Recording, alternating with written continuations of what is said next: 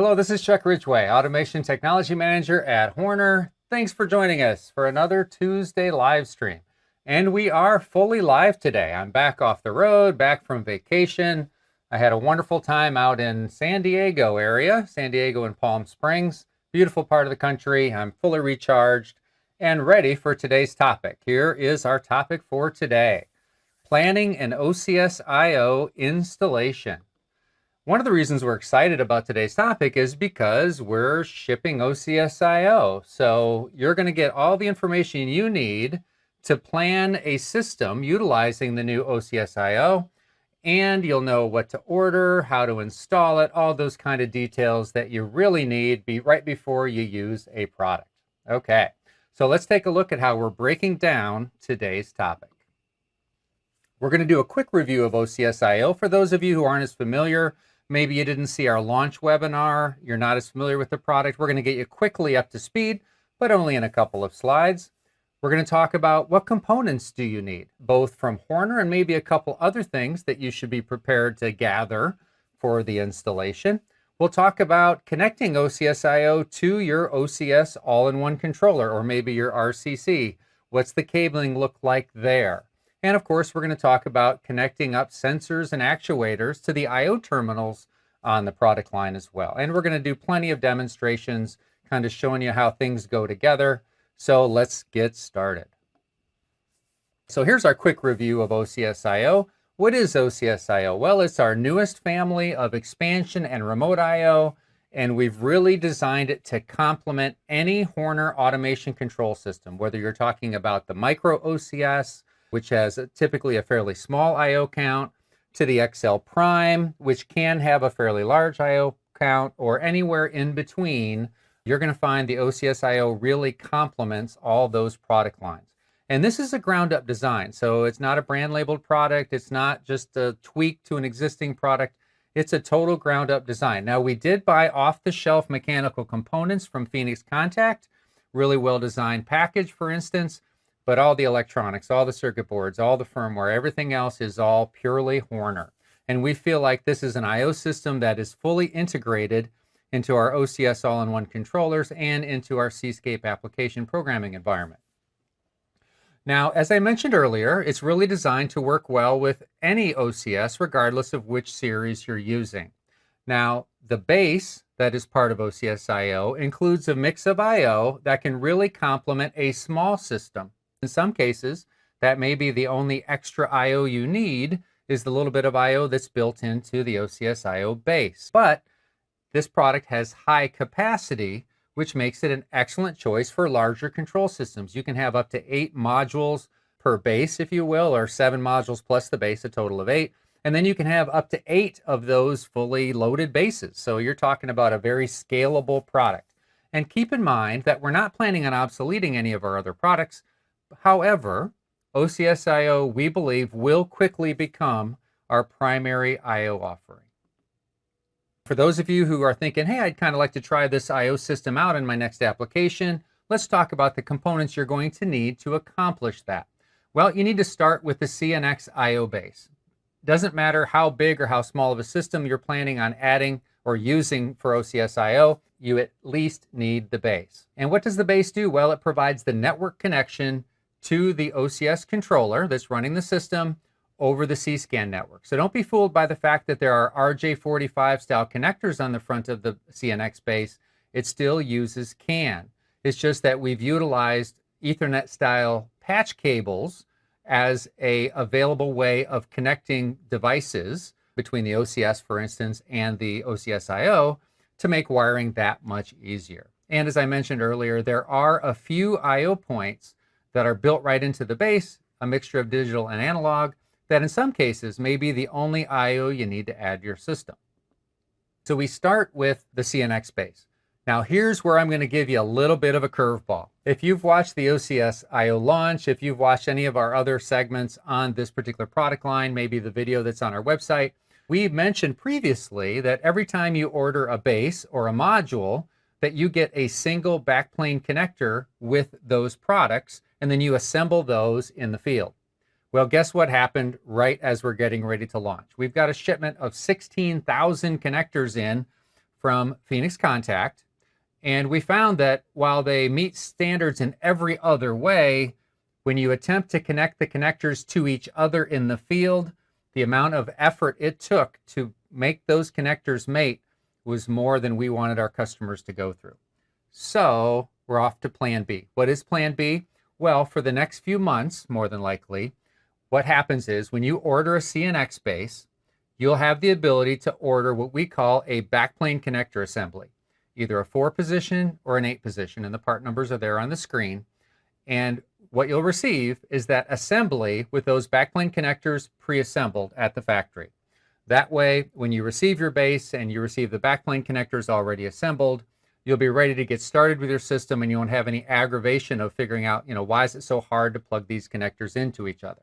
And once again, when you order your CNX base, you have the ability to specify one additional part number, the HE-CON4 for a 4-position connector assembly, backplane connector assembly, or the CON8, which is an 8-position. And we'll show you that here in a minute. What do you need besides the base and the backplane connector assembly? Well, if you're using more than just the I/O that's built into the base, you're going to need additional modules. And we've got 6 different modules, I believe, that are available to use as expansion with the base. So you can have a total of up to 8 modules per base if you count the base as a module. And it really doesn't matter what combination you choose for your application. We've made it so that the CNX base can handle any combination of other modules. So that's not a problem. I know with some I/O systems, you have to calculate for every module you add. You need to calculate what your current draw is in the backplane and all those sorts of things. That's not a problem with OCS I/O, although CsCAN does truly calculate that current for you. It just so happens that it doesn't come close to the maximum that the CsCAN base can supply. What else are you going to need? Well, you're going to need end clamps for the DIN rail. Now, OCS I/O snaps onto DIN rail, and again, I'll show you that here in a minute. But to keep it nice and squeezed together, if you will, with each module to the base, you need end clamps, one on the left and one on the right. Now, on the right, it's just a regular old end clamp, any style you prefer, any style you've already been using. But on the left, we need to use a little bit of a special end clamp because the backplane connector does protrude slightly from the base on the left-hand side. So Phoenix Contact makes a special end stop, or end clamp, if you like to think of it as that way, and the part number's there on the screen, that does the job nicely of clamping the OCS I/O and not interfering with that backplane connector. But again, that's only required on the left-hand side. The right-hand side, you can use any end stop. Next, let me show you kind of what this looks like in terms of putting all this stuff together. Here we go. All right. So this is what I'm talking about with the base. So here's our OCS I/O base, the CNX. You can see we've got our RJ45 connectors for CsCAN and where we can connect our power as well as the built-in I/O there as well. And then when you order this product, this is where you have the ability to specify whether you want a 4-position or an 8-position backplane connector assembly, already pre-assembled, ready to install on the DIN rail. And again, this is something we're going to be doing for a few months until Phoenix kind of corrects the difficulty in getting these units plugged in together, at least makes it a little bit easier to do in the field. So that's what it looks like to order a 4-position backplane assembly, for instance. So how do you assemble all this? Well, the first step, of course, is to get your backplane assembly mounted on the DIN rail and plug in your CNX base. Now, what you want to do is you want to more or less line it up pretty close to that next connector and then use the top of the rail as a pivot point and then just snap on down. So really no problem, especially once the first one's in. It gets progressively easier from there. As you can see, this is not exactly difficult. And I've gone ahead and plugged everything in. Okay, now if you look closely on the left-hand side, you'll see that slightly protruding on the left is that backplane connector. So that's why you need a special clamp, end clamp on this side, and you don't need it on this side. Okay, because as you can see, there is no backplane connector protruding on the right-hand side. So that's what it looks like to receive your backplane assembly, to insert that onto the DIN rail, to quickly assemble your OCS I/O, and away you go. Let's head back and let's move on. Next, we're going to talk about connecting your OCS to the OCS I/O. Now, let's say you've got a micro OCS product. Before I dive into the details on the wiring, I do want to mention one thing quickly, and that is this. The OCS I/O is compatible or will be compatible with the micro OCS, the XL series, the XL Prime, all those products, but it will require a firmware update in order for that compatibility to exist. We're doing it in slightly different order, so I believe the XL series will be the first to receive a compatibility with OCS I/O, and then we're going to be adding XL Prime, and then we're going to be adding micro OCS. So over the next few weeks, you're going to see all of those product families get firmware updates to support OCS I/O. And CsCAN already supports OCS I/O. It has, I believe, since Service Pack 8. But now let's talk about the details of the wiring for a micro OCS. Well, that really could not be a whole lot easier because we based the CAN port in the micro OCS on RJ45 connector. So to connect a micro OCS to OCS I/O, you just use a standard Ethernet style patch cable. Not shielded, doesn't need to be shielded. Unshielded is perfectly fine, but again, it could not be easier.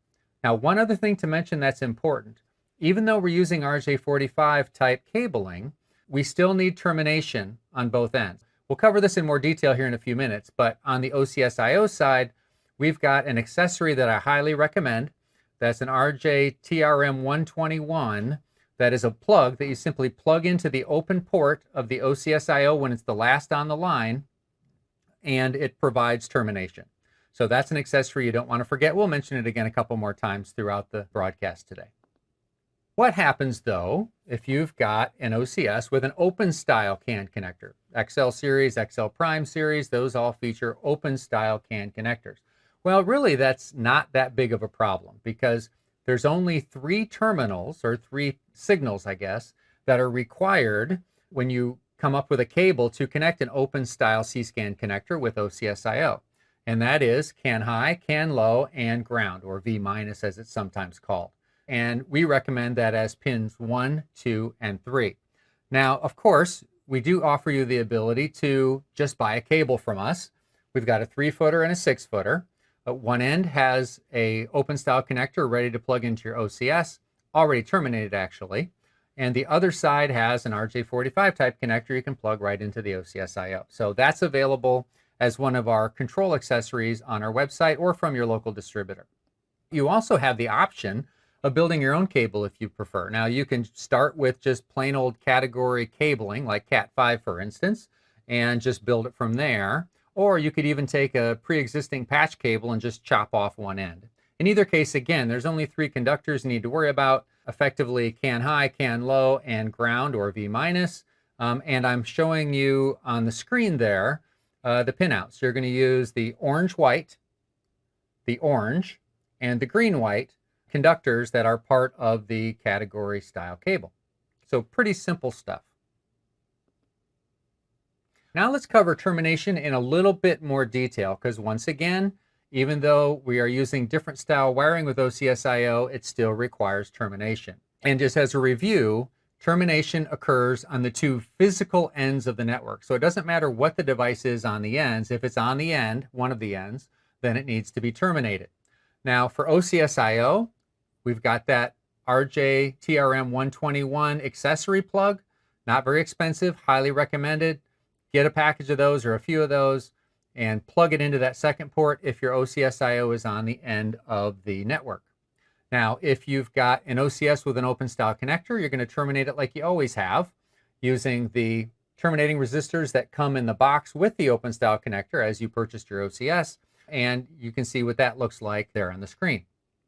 And then again, if you've got a micro OCS, it has the RJ45 connector, but it only has one for CAN. So how do you terminate that? Well, basically you go to the system menu, and in the network settings for the system menu, you can enable termination on the CAN network right from the system menu. So that makes it nice and simple as well.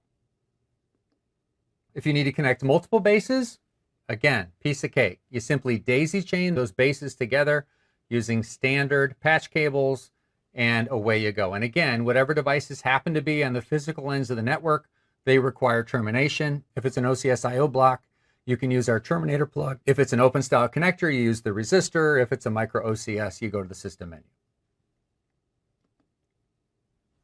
Okay, now one of the other questions you may be having is, what about longer distances? Okay, we're used to using CAN cabling with our remote I/O, not patch cables, for instance. Well, if you're doing all your wiring within the cabinet, or you've got relatively shorter distances, say 50 feet or less, the category wiring is plenty robust, so no worries there. Now, if you do have longer distances and you are wiring outside the cabinet, you can easily convert back and forth between your category wiring and CAN wiring at the field terminal strip. So if you've got a really long network, you might use thick cable, which is good up to 500 meters. If you have a short-ish network of, say, 100 meters or less, you can use thin cable. And if it's somewhere in between, you can use mid cable that's good for up to 300 meters. But inside each cabinet on the field terminal strip, that's where you can convert back and forth between your CAN wiring and your category wiring, and I'm showing the pin out there on the screen. Now let's talk about using sensors and actuators, or connecting them specifically to the OCS I/O. Now, all OCS I/O field connections are made to removable spring clamp terminal blocks. All positions are labeled, unlike the picture I have there on the screen. We've also got two styles of terminals. We've got a 6-pin and a 4-pin. So every module that you use will use one of those two. Now, from a tools standpoint, you really don't need any tools for inserting wiring as long as you use ferrules. And you'll need a small screwdriver for removing individual conductors, and you'll need a medium-sized screwdriver for ejecting terminals and removing I/O modules from the DIN rail, and I'm going to demonstrate that for you here shortly. Now let's talk about wire gauge. Make it easy on yourself. Don't use excessively sized wire. Now, hey, I am an old school guy, like a lot of you, I'm sure, and I'm used to applications where we don't even think. Everything inside the cabinet is 14 gauge wire, and away we go. Well, that's not really necessary in a lion's share of applications. For almost all applications, stranded 18 gauge has plenty of ampacity, way more than 10 amps, and is easy to work with. Also, if you use ferrules, we recommend that you use ferrules that have slightly longer barrels on them, 10 millimeters long, to make insertion and removal easy, and to make sure you get a good solid connection on your ferrule as it gets grabbed by the terminal. Now, from an analog standpoint, there's really nothing special about OCS I/O when it comes to analog, but I want to review this with you because it's best practice. So if you're using standard analog signals, 4 to 20 milliamps, 0 to 10 volts, etc., use shielded twisted pair. That's just the best case or the best practice. Okay, and an example of that would be Belden 8441. If you're using thermocouples, you need to use thermocouple extension wire between your sensor and the OCS I/O, so you don't have any junctions that cause error. If you just use standard copper wire, you're going to get all kinds of cold junction error, and you're going to have problems. Okay, so use the proper thermocouple extension wire of the type for the thermocouples you're using. If you're using RTD sensors, a 3-conductor shielded cable is appropriate, like Belden 9533. Also, with any of the analog I/O or thermocouples or RTDs, if you're using shielded cabling, earth ground the shield appropriately. Generally, it's better to earth ground the shield at a good ground, and if you have a good ground at the sensor, that's often the best place. However, if you're going to ground it inside the control enclosure, do it at the ground point for the control enclosure inside the cabinet, but not on the OCS I/O terminals. Okay, there are no OCS I/O terminals for earth ground for landing shields, and that's on purpose because it's not the best place to drain any noise that you may have in your system. Now let's go ahead and go back to the bench, and let's take a look at how we might add wires and do a variety of other things in our application. Okay, so the first thing I'm going to show you is I'm going to show you how to effectively pull a module out of the middle of the system. Okay, you don't have to completely disassemble things in order to accomplish that. So let me show you that. In this case, this is where you use that medium screwdriver. And what you're going to do is you're going to put your medium screwdriver through that orange slot, and you're going to pry up slightly on this tab that is keeping the OCS I/O attached to the DIN rail. Okay, and I'm showing you up here so that you can see it better, because once I set this module down, you'll notice that you can't see all the details. Okay, so I'm going to do that here.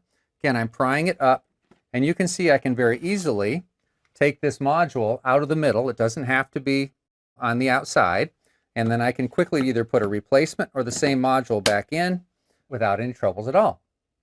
Okay, what about ejecting terminals? Okay, these are all removable terminal blocks, but how do I get them out of there? Well, again, I'm going to put my screwdriver, my medium-sized screwdriver, through that same orange slot, but this time I'm going to pull down, and that orange slot is going to eject, or that orange tab is going to eject all my terminals. And then I can just push them down again when I'm ready to push them down. Okay, so that's how I can remove modules and replace them, and how I can eject my terminal blocks, if you will. Okay, now let's talk about individual conductors and what we might be using in our system. Okay, so this is really what I kind of recommend here. This is for most of the wiring except for the analog on OCS I. So this is 18 gauge, and I've got it terminated with ferrules, and this is a ferrule that has a slightly longer barrel. It's 10 millimeters long. So for digital input and output wiring, you know, I can just push in like that. It's in nice and solid. Everything looks really good. If I need to take the conductor out at any point, I just push down on this little orange lever here, and the wire comes right out. No problem. Now also notice that there is a small, it's probably hard to see, but there is a small probe hole there. So if you've got a small probe and you want to go ahead and do some testing with your probe without having to remove any wires, you have the ability to do that. Okay, so this is 18 gauge wire with a 10 millimeter long barrel on the ferrule, which is what I recommend for digital I/O, inputs and outputs, okay? And you can go smaller than that if you want. Okay, now let's take a look at kind of a typical wire size you might find for your analog wiring. So this is a 22 gauge wire that you might find as part of any of those recommended wire or cable types that I talked about before. Again, slightly extra long barrel on the ferrule, goes right in, comes right out, no problem whatsoever. This is a 22 gauge wire, and you can go down as far as a 24.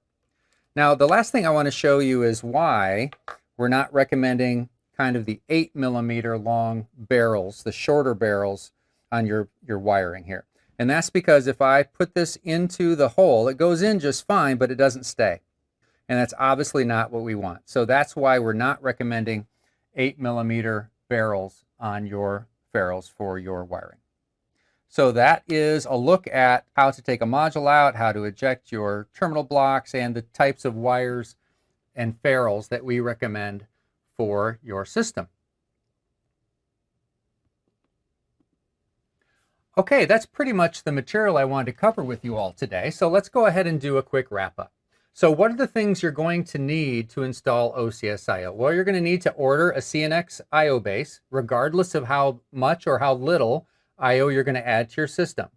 If you're going to use more than just that I/O base, if you're going to add any modules at all, at the time you order your I/O base, at least for the next few months, you're going to need to order, at no extra cost, a backplane connector assembly, either a 4-position or an 8-position.